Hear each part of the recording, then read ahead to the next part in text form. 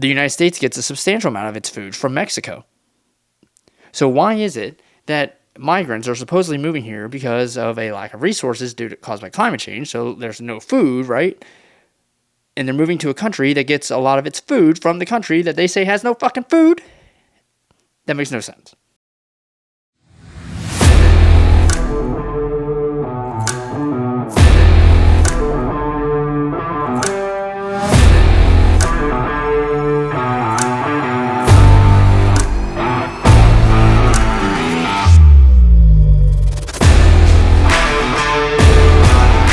The claim of Bernie Sanders and AOC that immigration or illegal immigration from these countries like Mexico is linked to climate change is absurd. It's absolutely absurd.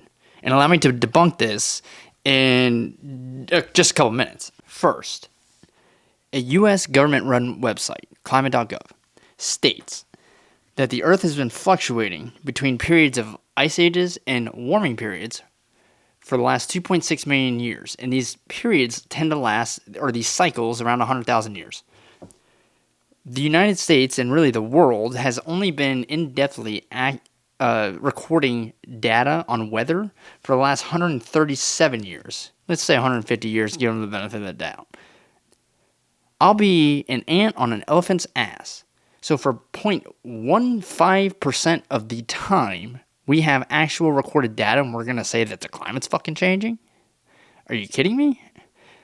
Hell, the climate changes 4 times a year in some states. Wisconsin experiences a ice age annually. Furthermore, 2. In 2021, the United States had more natural disasters than anywhere else in the world, almost double second place.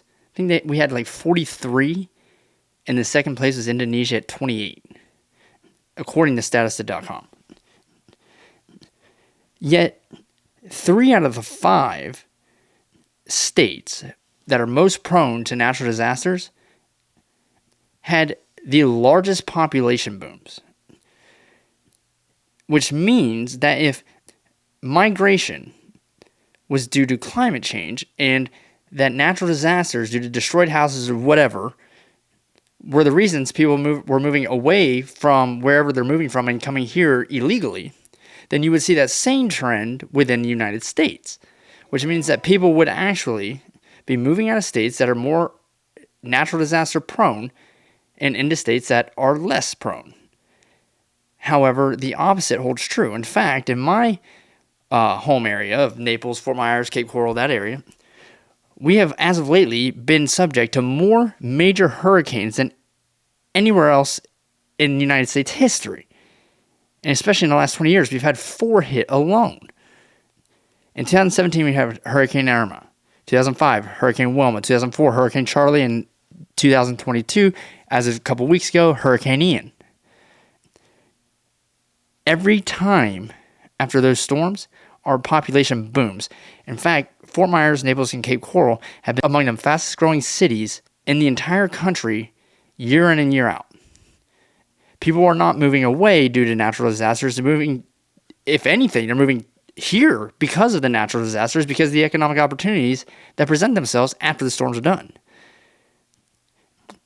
Furthermore, if natural disasters were the reason that was causing the migration, then why the fuck are people moving from countries who hardly have any natural disasters to the country that has the fucking most natural disasters? Third, to say that climate change has caused a lack of resources in these countries, and that's why we're experiencing a immigration influx from our southern border, is false as well.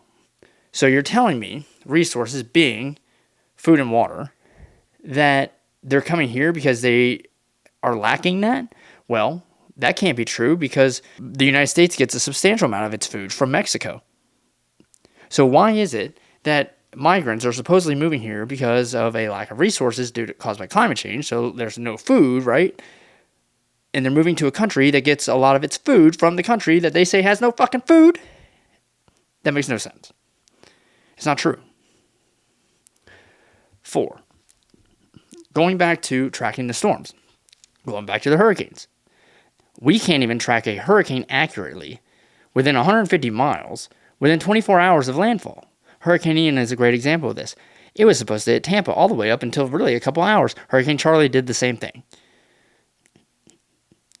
The area that Hurricane Ian hit was barely in the cone of uncertainty when it made landfall. So literally the fucking eye was coming up and starting to make landfall, and they still didn't know where the hell it was going. Tornadoes.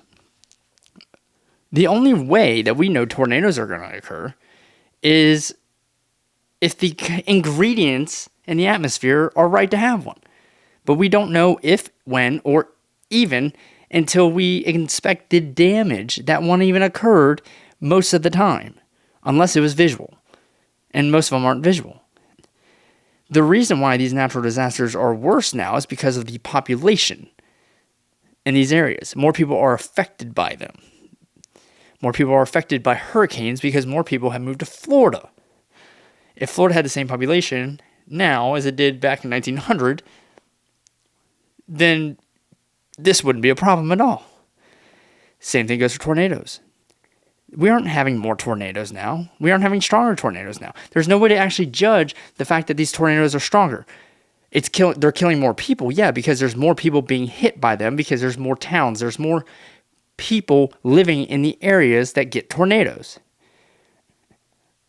We can't even tell if no one sees a tornado, most of the time we can't tell that one took place if it doesn't hit anything. Tornadoes are rated based off of the damage they cause, not off their wind speed. An F5 tornado is because it caused F5 damage. Like it caused a lot of damage to give it that rating, and they go and they estimate what the wind speeds were. It's not like a hurricane where they can, they have time to go fly in and tell you how strong it is. So we don't even know where these storms pop up if they don't hit anything. So you have no way of saying that, well, there's actually more tornadoes now than there were back then. No, there's just more people getting hit by the tornadoes. That's because we have a substantially larger population now than we ever did. Again, 137 years of tracking weather is not enough to say that climate is changing. Furthermore, my last point, number 5. Last I checked, banks are still giving out 30-year mortgages for new home builds on the beach. But according to all the climate activists, these areas where these new homes are being built are going to be underwater in less than 30 years. These same climate activists are the same socialist communists that are complaining about banks being all about profit. Well, do you really think that if they're all about profit, they would take a substantial multi-million-dollar risk, really multi-billion-dollar risk, because one website said $35 billion of real estate would be underwater by 2050. Do you think they would give out the loans to build those? No, absolutely not. They would not take that risk. They would not take the risk. But the demand is there, and they see it, and they know that it's all fugazi. It's all a load of shit.